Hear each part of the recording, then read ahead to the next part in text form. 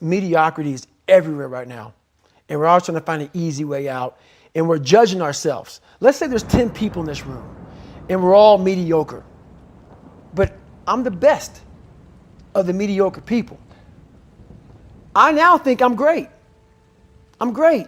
We surround ourselves around people that make us feel great. They tell us what we want to hear. The second we put ourselves amongst the uncommon people, we don't like that feeling. That challenging feeling of that person who's waking up at 3:30 in the morning and say, hey, put your shit on, we're going for a run. We don't like that challenge. We like that person who says, hey, you know what, man, I don't feel good today, man. And they say, oh, it's okay, brother. We'll take a day off, man. We'll get a pizza and shit, watch the game. We like that. We love that feeling. Why? Because you understand, man, we're good, bro. We don't want that motherfuckers like this. Hey, man, no, bro. Get your fucking shit on, man. Stop being a punk. We don't want that in our lives. We don't want that person who's constantly challenging our weaknesses. We want that person who's constantly, making us feel nice and good and secure in ours. That's the mediocrity of life. We want to be the best amongst the average people. People wonder, how do you stay hungry all the time? Because after I accomplish something, I don't sit back like a lot of guys who graduate buds, graduate this, graduate that. They get comfortable. They wonder why I'm getting weak, man. I don't know, I lost my edge. What's going on? Because once you hit the top of the fucking mountain, guess what happened? I'm good. I'm good, so you wonder why you're falling down now. Because once you reach the top of the mountain, you gotta build a fucking another one. That's mediocrity.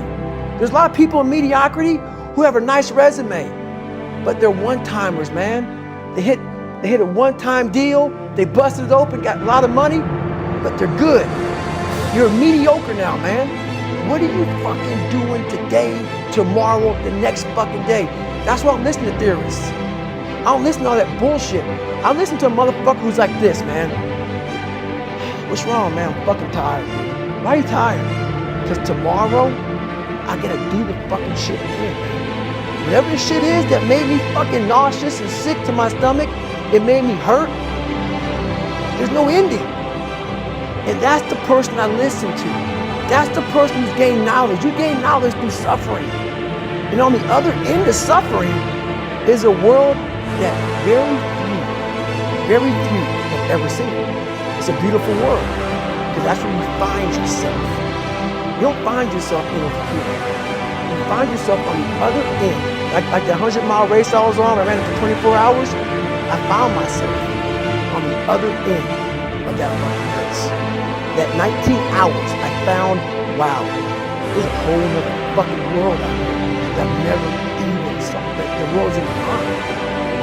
And that's what all that mediocrity is about. Mediocrity is contagious. Everything I did was for someone else to like me. It wasn't until I started reading my own book about how pathetic I was as a human being. I could blame my dad, I could blame the kids at school, I could blame having health issues, ADD, my mom not being around. Great mom, she was doing her thing. I could blame a lot of people. And that's the book I was reading. And I put it off on everybody else. It wasn't until I said, you know what, for me to fix this, I gotta read what the fuck is wrong with David Goggins. Not blame anybody. Read my book and say, okay, I'm afraid of my shadow. How can I overcome that? Go in the military, get your ass kicked, do things you hate to do, be uncomfortable every fucking day of your life. Roger that. I'm not the smartest kid in the world. Okay. Instead of somebody saying, oh no, you're smart. No, don't say that to yourself. I said to myself, no, I'm a dumb motherfucker. Okay, roger that. How you get smarter? Educate yourself.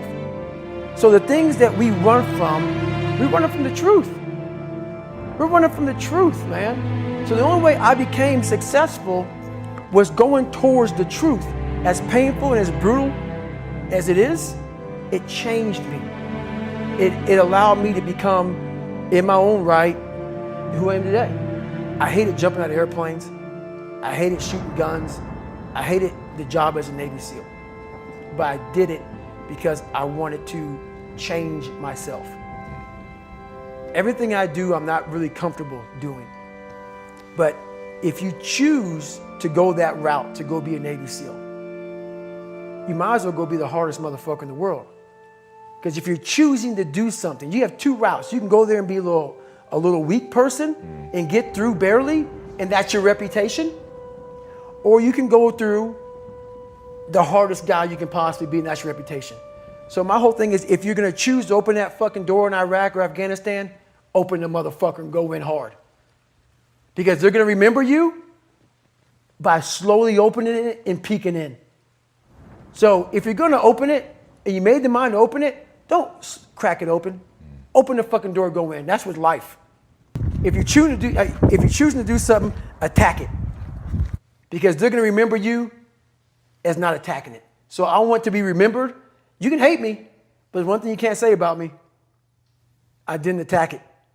And the very best may not be I'm number one. The very best is, did I leave everything inside of me out there? So attacking is not like, oh, I want to win this or win that or be the best. The best is I'm running against myself in everything I do. And that's what I attack. I attack myself. I'm always questioning myself. I'm always holding myself accountable.